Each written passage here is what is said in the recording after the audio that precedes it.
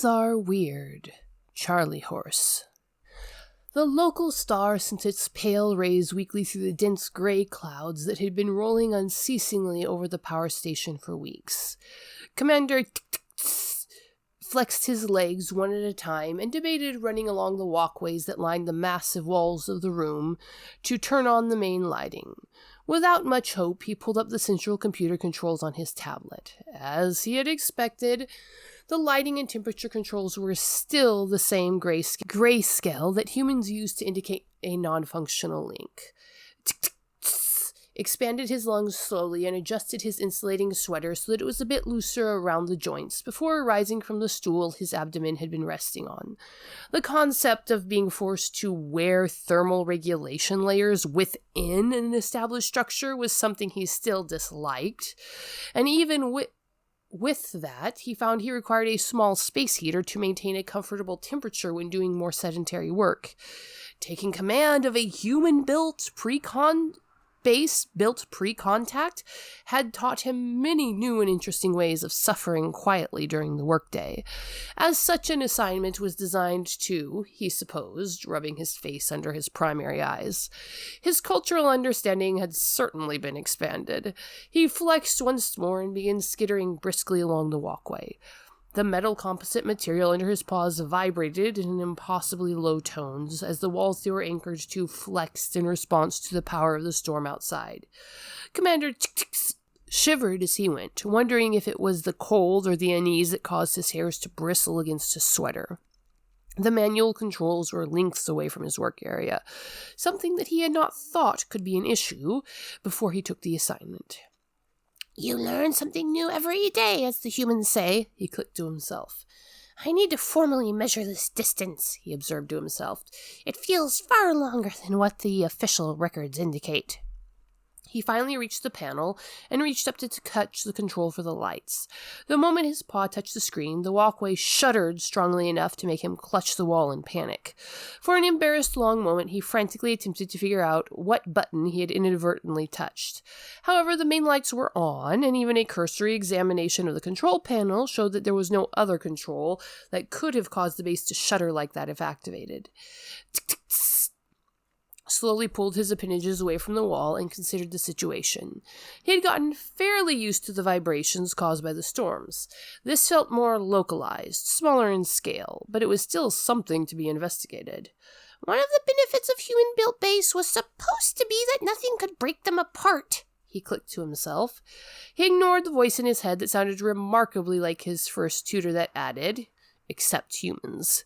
There was another of the odd tremors, less powerful than the first, but immediately followed by a series of others. Followed the raised walkway out of the command center, and then paused in the corridor lit dimly by the skylights above. He dropped all 8 of his paws to the floor, spread out as far as he could go, and the tremors came again. They were clearly coming from his right, though a few seconds later his attention was rendered rather pointless as a quarrelsome human voice rose in complaint from the shared sleeping quarters in the same direction. There were several more thumps and bumps. Now that he was in the corridor, he could hear them as well as feel them through his paw hairs, and human friend Rogers came stumbling out of the room. The human, presumably just having come from the sleep state, where we would have been insulated under several of his massive blankets, was only wearing a thin set of garments that barely covered his core. Felt a sympathetic shiver rattle his joints. Even at this distance, he could see that the human's pitifully few body hairs were raised in an attempt to keep him warm. However, that thought was snapped quickly as realized the human was in acute distress. Human friend Rogers was more precariously than usual, that is, balancing the majority of his weight on his non-dominant leg as he staggered away from the door and clutched the wall. His face was twisted in a grimace, and he seemed to be taking a moment to brace himself before lifting the leg that appeared to be the source of the pain and slamming his foot repeatedly into the floor. Each blow sent waves of vibrations through the floor, up the walls, and onto the walkway as a limb the length and thickness of a small tree impacted the surface below it. Carefully clutched the walkway for support as his hairs bristled in shock and a little panic as the pounding continued. "Stupid Charlie Horse!" the human spat out in time to his stomping. Tick, tick, tick, believed it was called. Human friend Rogers suddenly shook out his body and began walking down the corridor away from Commander Tick. For a moment, the Trisk hoped that mental pain had passed, but he saw that human friend Roger's face contorted every time he slammed down the painful limb. With a start, realized that the human was deliberately striking down with excess force when bringing his weight down on the painful limb. The human passed out of his focus and debated activating his comms to attempt to talk to human friend Rogers. However, he had not seen the comm device on the human's wrist, and the best he could do would be to wake up the other humans and send them on after their friend. The situation resolved itself when the human turned around and began stomping towards the commander. Tick raised himself to a polite, attentive stance and lifted one paw in greeting. However, the human stomped right past him without even a flick of his binocular eyes in the commander's direction. The human reached some predetermined point and swung around again. "Human friend Rogers!" called out as loudly as he could. The human staggered a bit at the sound, and his head swung wildly around before his eyes focused on the commander. "Come on!" The human's first attempt at a greeting was cut off by a gaping yawn that displayed far too many teeth. "Commander," the human finally managed to say.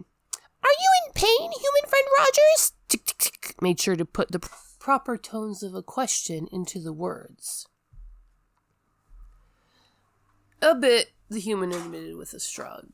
"The mineral supplements didn't come last shipment, so we got a little low on the the human was interrupted by another yawn.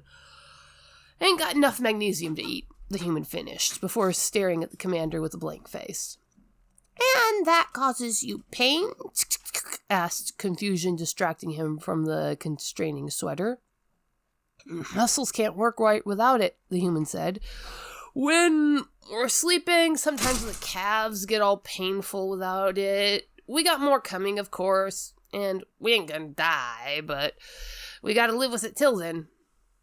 "And your stomping helps get rid of the pain?" Tick asked. The human bobbed its head up and down a few times, and then yawned again, even as his eyes darted towards the door of the communal sleeping chamber. "I will let you get back to sleep," the commander said slowly. The human gave him a grateful smile and trudged off towards his bed, still limping slightly. Just before he reached the door, he grimaced and stomped the floor again. Tick lightly tapped a paw of his own against the walkway and considered how he was going to document this particular early morning disturbance. He was reasonably certain that the human had not been punishing the offending limb for misbehavior. That level of mental disorder he would have noticed before now. However, it might be wise to contact a psychologist, just to be sure. Humans Are Weird, I Did the Math, available on Indiegogo, February and March of 2026. If you want more absurd humans and befuddled aliens, get your copy now.